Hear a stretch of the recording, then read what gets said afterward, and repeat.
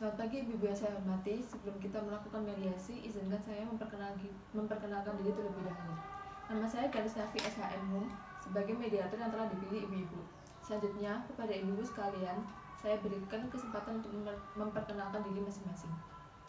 Terima kasih. Perkenalkan, nama saya Saliam sebagai penggugat. Terima kasih atas kesempatannya Ibu Mediator. Perkenalkan, nama saya Surya, yang dalam kasus ini saya sebagai tergugat. Baiklah, langsung saja saya jelaskan bahwa berdasarkan Peraturan Mahkamah Agung Nomor 1 Tahun 2008 tentang prosedur mediasi di pengadilan, dalam pasal 4 disebutkan bahwa semua sengketa perdata diajukan tingkat pertama wajib lebih dahulu diupayakan penyelesaiannya melalui perdamaian dengan bantuan seorang mediator. Selanjutnya, saya menerangkan tentang mediasi. Mediasi adalah suatu alternatif penyelesaian sengketa di mana kedua belah pihak saling berdialog, berunding untuk menentukan titik temu. Saya sebagai mediator akan memfasilitasi negosiasi ini. Namun sebelum saya memulai mediasi, saya akan menjelaskan tahapan-tahapan mediasi.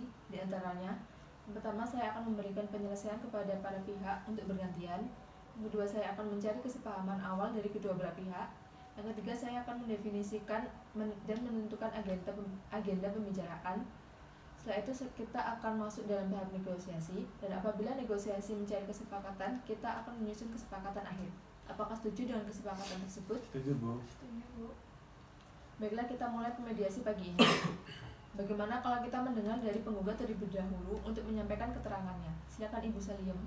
Terima kasih atas kesempatannya. Jadi gini, terdapat tanah seluas 4.000 meter persegi di Kabupaten Malang yang merupakan hasil dari warisan kedua orang tua kami.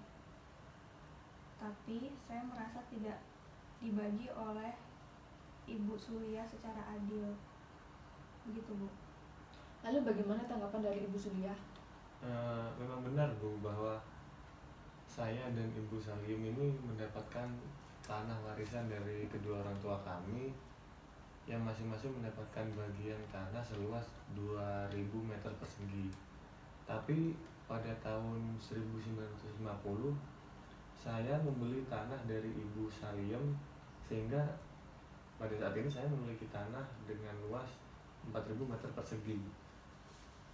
Baik, apakah Ibu Surya mempunyai alat bukti bahwa tersebut merupakan hasil dari Ibu mendapatkan bagian warisan dan membeli ke Ibu Surya? Tentu, saya memiliki sertifikat hak milik dan buku besar dari tanah yang saya miliki tersebut, Bu. Oke, baik. Jadi begini ya Ibu sekalian. Setelah saya mencermati kesaksian dari Ibu Surya dan Ibu Suliem, saya mengetahui bahwa terdapat kesaksian yang bertolak belakang antara ibu-ibu sekalian. Akan tetapi, apakah ibu-ibu sekalian yakin bahwa kesaksian yang disampaikan telah benar-benar sesuai dengan fakta hukum? Memang benar, pada tahun 1950 saya dan Ibu Surya telah melakukan transaksi jual beli tanah warisan yang kami dapatkan, yang mana masing-masing di antara kami mendapatkan tanah seluas 2.000 meter persegi. Tapi setelah proses jual beli tersebut final, saya nggak merasa mendapatkan keuntungan dalam menggunakan tanah tersebut. Oleh sebab itu, saya mengajukan gugatan kepada Ibu Surya dengan gugatan perbuatan melawan hukum. Baik, saya memahami sudut pandang dari Ibu Saliem akan perkara ini. Namun sebelumnya, ada yang perlu saya beritahu kepada ibu-ibu sekalian, bahwa dalam mengajukan gugatan harus ada pasal yang dilanggar terlebih dahulu, yang mana pada kasus ini adalah pasal 1365 KUH Perdata. Selanjutnya, ketika dirasa cocok antara tindakan yang digugatkan dengan pasalnya, harus terpenuhi terlebih dahulu unsur-unsur yang terdapat dalam pasal tersebut. Jadi sebagai informasi saja, bahwa di dalam pasal terdapat unsur-unsur yang harus diuraikan agar kemudian dapat dikenakan kepada tergugat. Yang saya lihat di sini, Ibu Surya tidak memenuhi unsur-unsur yang terdapat pada pasal 1365 KUH Perdata tersebut.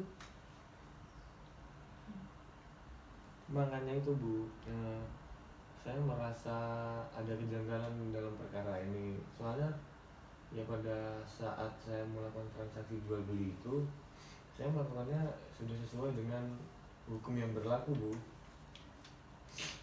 Lalu kalau keadaannya kayak gini, apa yang bisa kami lakukan, Bu? Mungkin bisa dikembalikan kepada ibu-ibu sekalian, karena saya sebagai mediator hanya memberikan fasilitas serta medium kepada ibu-ibu untuk menyelesaikan perkara, tidak untuk memberikan solusi atau saran untuk menghindari adanya tendensius dalam pengambilan keputusan dari ibu-ibu sekalian. Kalau begitu lebih baik saya rasa perkara ini akan saya selesaikan secara kekeluargaan saja ya Bu, mengingat tadi seperti Bu sampaikan bahwa perbuatan saya ini tidak memenuhi unsur di pasal 1365 tadi. Tentu saya kembalikan kepada Ibu Salim mengenai keputusan penyelesaian perkara ini. Kalau begitu saya mengikuti saran dari Ibu Suliah aja, karena tentunya apabila dinaikkan ke pengadilan akan membuang-buangkan waktu. Baiklah kalau begitu, karena telah menemukan titik temu penyelesaian perkara ibu-ibu sekalian, apakah bisa proses mediasi ini diakhiri dengan saya menerbitkan surat keterangan bahwa mediasi telah menemukan titik temu? Bagaimana? Baik, saya rasa bisa dicukupkan proses mediasi hari ini. Saya rasa juga bisa diakhiri saja Bu. Terima kasih atas waktu dan wawasan yang Ibu berikan.